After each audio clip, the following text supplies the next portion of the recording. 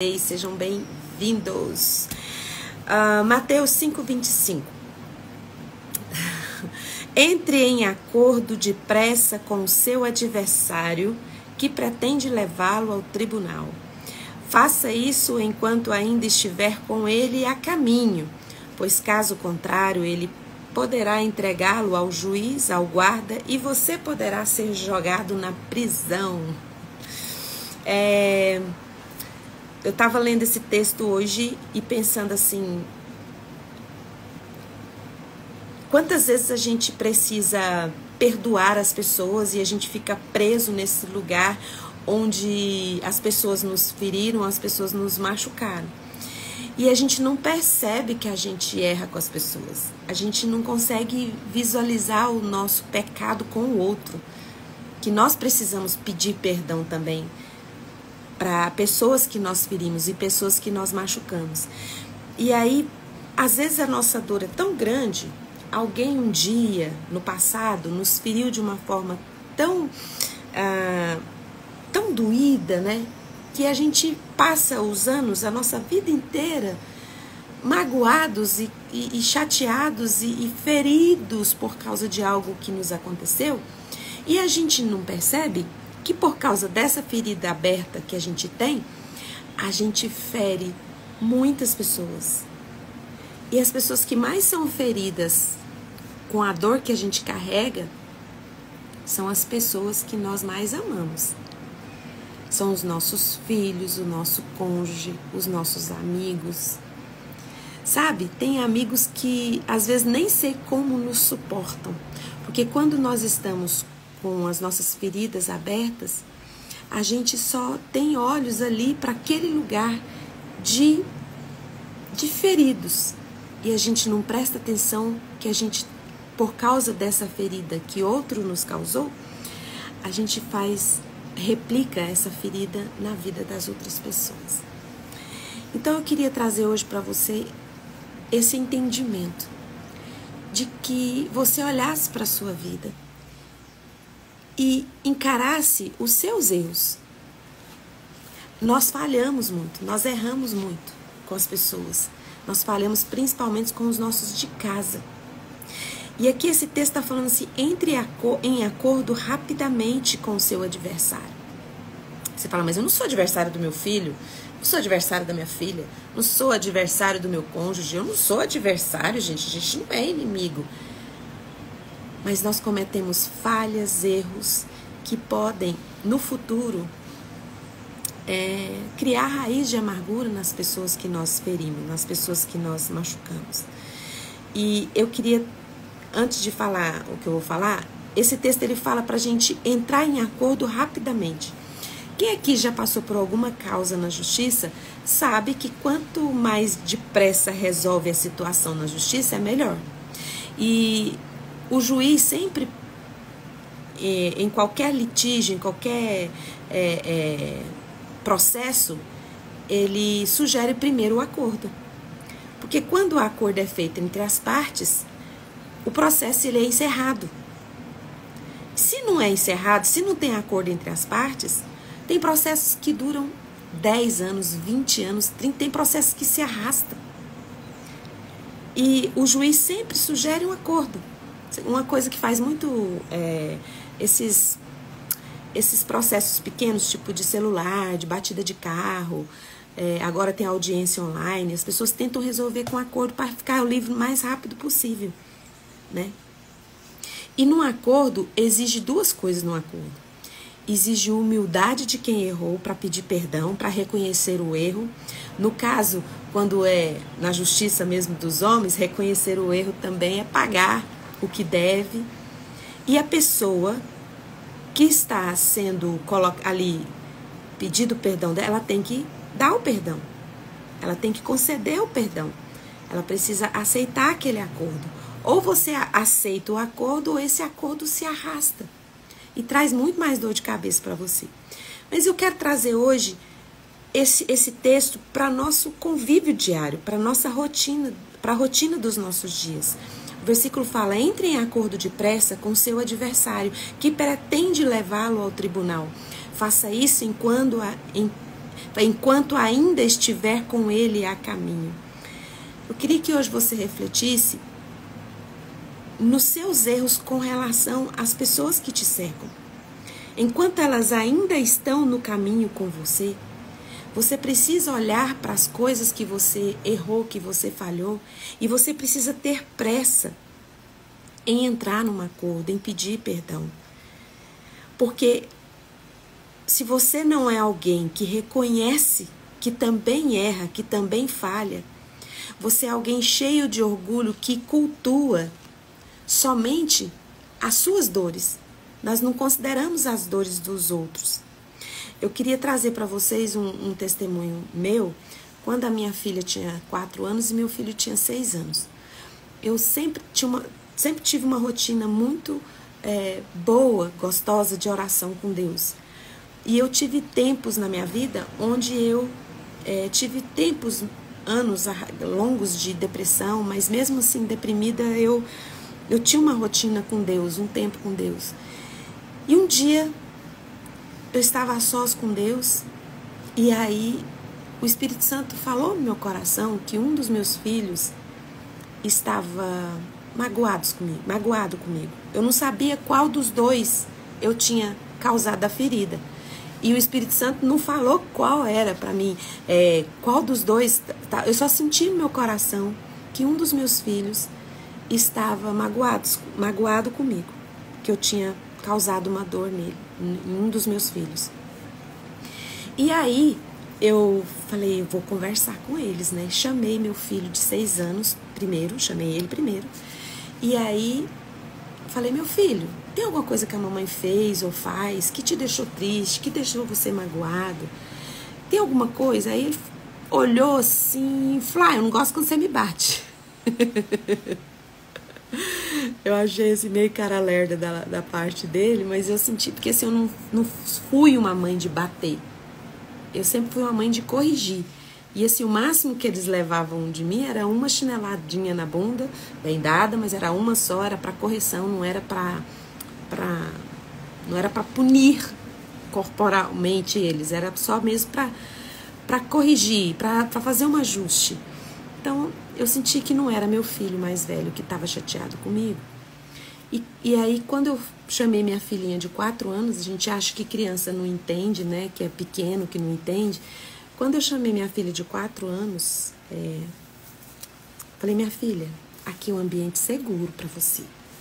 Você pode falar, da mesma forma eu falei com meu filho. Tô só resumindo para vocês. Eu falei, olha, aqui é um ambiente seguro para você. Você pode falar o que você quiser para a mamãe, que eu não vou ficar bravo com você. Eu preciso saber se a mamãe fez alguma coisa que te magoou, que te deixou triste, que eu preciso pedir desculpa para você. O que é que a mãe fez para você? Ela tinha 4 anos. Ela virou para mim e falou assim, mãe, quando você vai dar mamadeira, você dá primeiro pro João Pedro, depois você dá para mim. Quando você vai dar boa noite, beijinho de boa noite, quando você vai dar beijinho de boa noite, ela falou com a vozinha infantil dela, não vou ficar imitando ela aqui não. Quando você vai dar beijinho de boa noite, você dá primeiro no João Pedro, depois você dá em mim. Quando você vai dar o papá, primeiro você dá papá pro João Pedro, depois você dá para mim. Gente, parece uma coisa muito simples, não parece? Mas o que vocês identificam aí?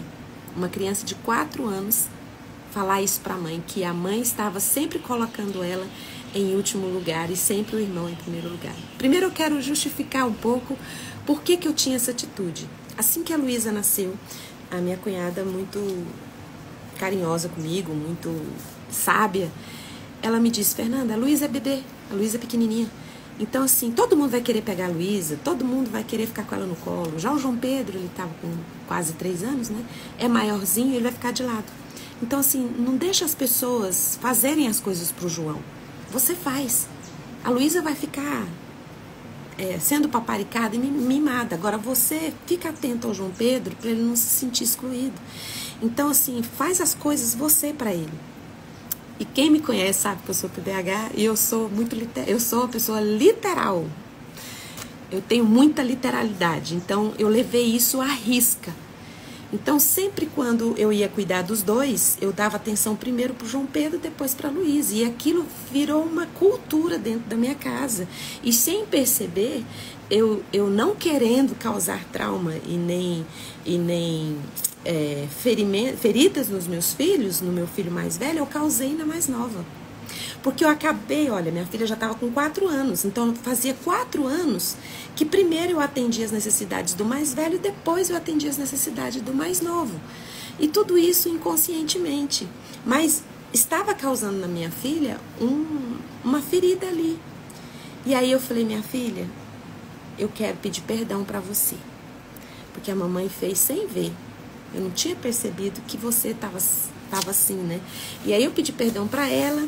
E aí a gente conversando sobre esse assunto depois deles grandes. Meu marido falou assim, Luísa, você lembra dessa história? A Luísa falou, não lembro não. Aí meu marido virou para mim e falou assim, você não lembra? Porque sua mãe te pediu perdão. Talvez seja uma história muito comum para vocês, talvez seja uma história muito simples para vocês, mas eu fui alguém também muito ferida lá atrás, na infância, eu tive vários problemas e muitas vezes eu poderia justificar minhas atitudes por causa das minhas dores, e é isso que a gente faz, isso chama orgulho. O orgulho, ele coloca correntes em nós, sabe? Ele rouba os melhores dias da sua vida com seus filhos, com a sua família. Ele também é uma idolatria para o ego e é um terreno fértil. O orgulho, ele é um terreno fértil para criar raízes de amargura ali e prender tanto você quanto as pessoas que te cercam. Enquanto você busca alimentos para o seu orgulho, você fere as pessoas que te cercam. Eu poderia listar para minha filha todos os problemas que eu tive que ela não teve.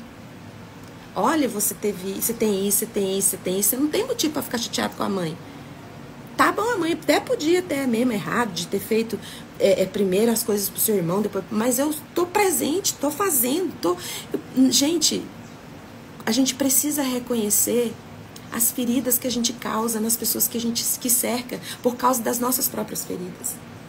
Aqui, esse texto de Mateus 25, Deus falou tanto ao meu coração, porque fala tanto de você resolver logo as suas questões, pedir perdão rapidamente, antes que crie raízes de amargura, antes que aquilo cresça, antes que aquilo vire uma sentença. Você tem que pedir perdão rápido, sim, o mais rápido possível, pedir perdão dos seus erros, as coisas que você fez errado. Mas ao mesmo tempo, você também precisa perdoar. Não deixe o orgulho impedir você de ficar livre de prisões e correntes, porque elas não prendem somente a você, elas prendem as pessoas que você mais ama na mesma dor que você, no mesmo lugar de angústia, de vazio que você. E é um lugar onde nós temos que ser incansáveis. Nós temos que ser incansáveis em pedir perdão e incansáveis em liberar perdão. Lá em Gálatas 6:9 fala, não nos cansemos de fazer o bem, porque no tempo próprio nós vamos colher se nós não desistirmos.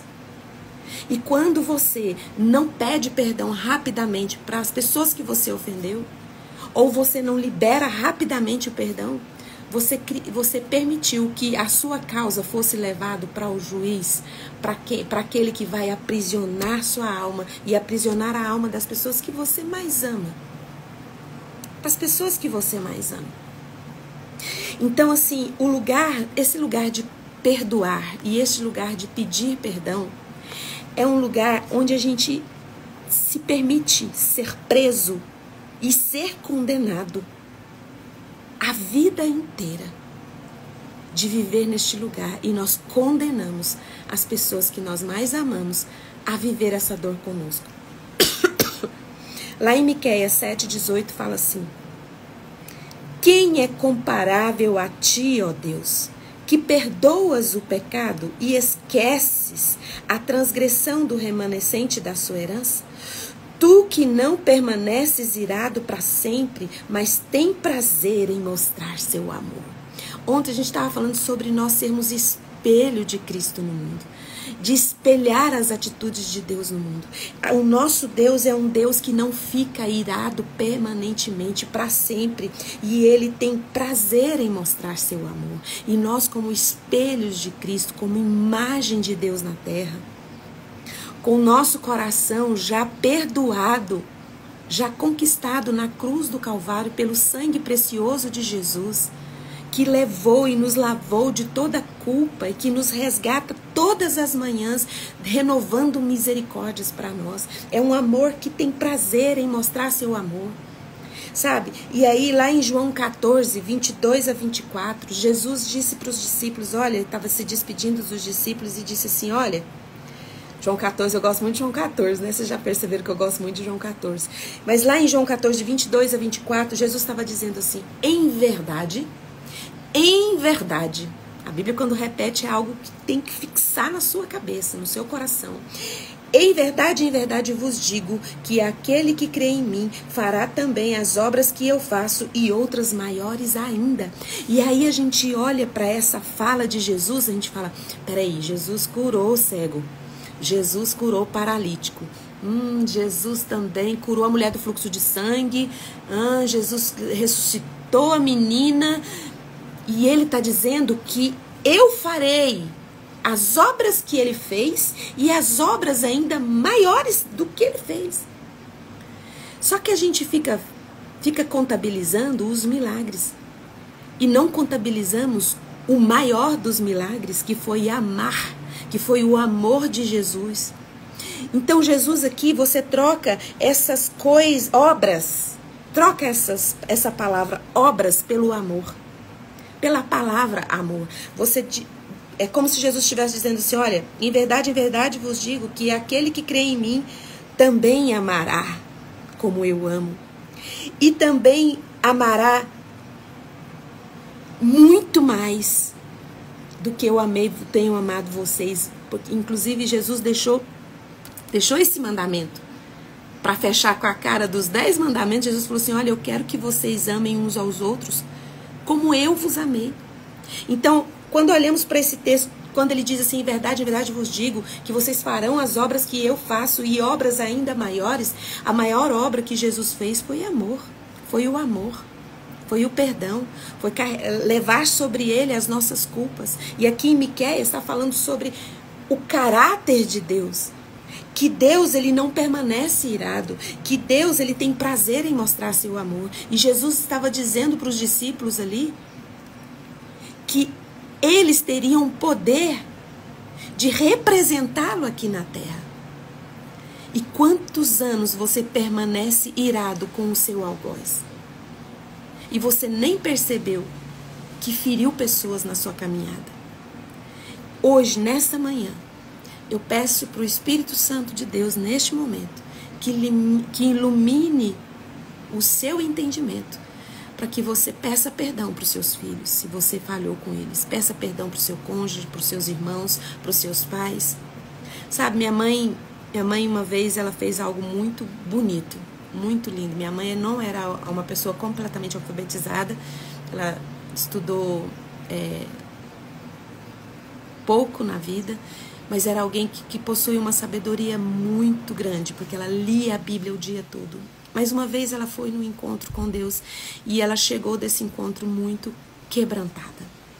E ela falou, olha meus filhos, ela reuniu todos nós e falou assim, olha meus filhos, eu não me lembro o que eu fiz de errado com vocês, mas eu quero pedir perdão para vocês por todas as vezes que eu machuquei vocês, que eu feri vocês, eu não me lembro. E ela abraçou e beijou cada um de nós e nos pediu perdão para nós, né? Então, assim, eu até fiquei assim, falei, mãe, mas você não precisa pedir perdão. Ela falou, eu preciso pedir perdão. Então, esse texto de Mateus 25 fala que é necessário que a gente peça perdão, que a gente entre em acordo enquanto dá tempo disso. Porque tem um limite de tempo para você entrar num acordo com o seu adversário, pedir perdão, cessar o litígio, cessar as guerras, cessar as brigas. Aí você fala assim, Fernanda, mas e se a pessoa que eu pedi perdão, ela não aceitar? Aí já não é problema seu. Você não tem responsabilidade com o que a pessoa vai fazer com isso. Porque aí a pessoa é problema das dores dela. Ela não tem saúde emocional suficiente para te perdoar. Mas você fez sua parte, você pediu perdão. E principalmente na nossa casa, com os nossos amados, com os nossos queridos, com os nossos filhos. Você fala assim, eu tenho vergonha, sabe? Meus filhos já cresceu, tá grande, como é que eu vou pedir perdão? Isso é orgulho. Isso é orgulho. Tá todo mundo falando assim, ai, mas o ano passou depressa, nem vi, o ano já acabou.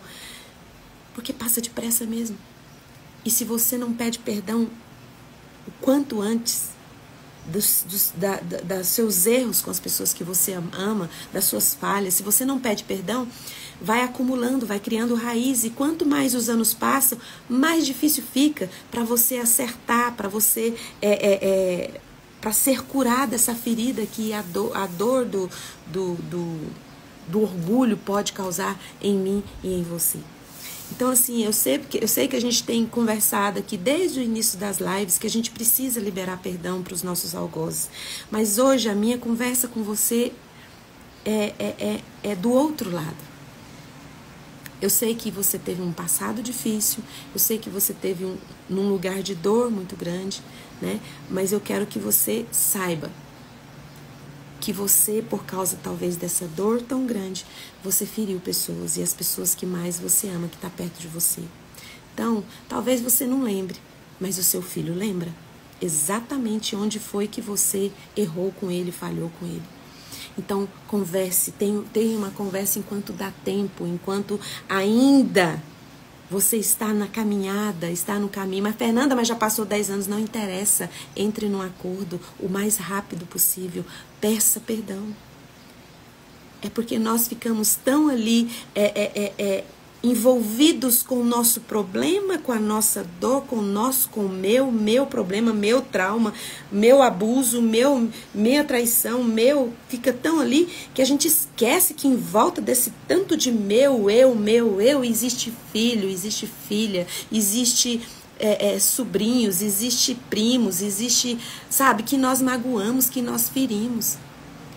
Mas nós não queremos sair deste lugar de deixar que o nosso orgulho seja destruído e que a gente peça perdão também, porque a gente acha que só a gente foi magoado. Ah, meu filho não passou pelo que eu passei. Mas o seu filho, ele está passando por algo neste momento, talvez resultado dessa sua dor, que você não teve culpa, que alguém te causou, muito menos seu filho teve culpa. Mas ele está colhendo os frutos amargos dessa sua amargura, desse seu rancor, né? Então, assim, em nome de Jesus Cristo de Nazaré, abre o seu coração, abre o seu entendimento e peça perdão. O Espírito Santo nessa manhã vai mostrar para o seu coração quem é que você tem que pedir perdão. Porque você precisa ter relações saudáveis, em nome de Jesus. E Jesus quer que você faça o que ele fez e obras ainda maiores do que ele fez. João 14, 22 a 24. E essas obras maiores, às vezes a gente fica contabilizando os milagres. Pare de ficar querendo, eu preciso fazer igual Jesus, eu vou impor as mãos e pessoas vão ser curadas. Você impõe as mãos sobre você agora, neste momento, e diga, Senhor Jesus, me ensine, coloque esse amor que o Senhor amou.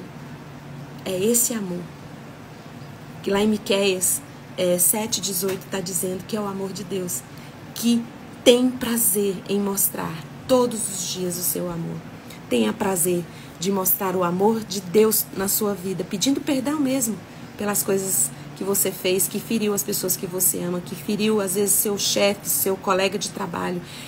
Não demora, porque quanto mais tempo passar, o tempo está passando rápido, mais difícil fica para resolver a situação de perdão, perdoar e ser perdoado. Coloque a mão no coração, eu vou orar por você.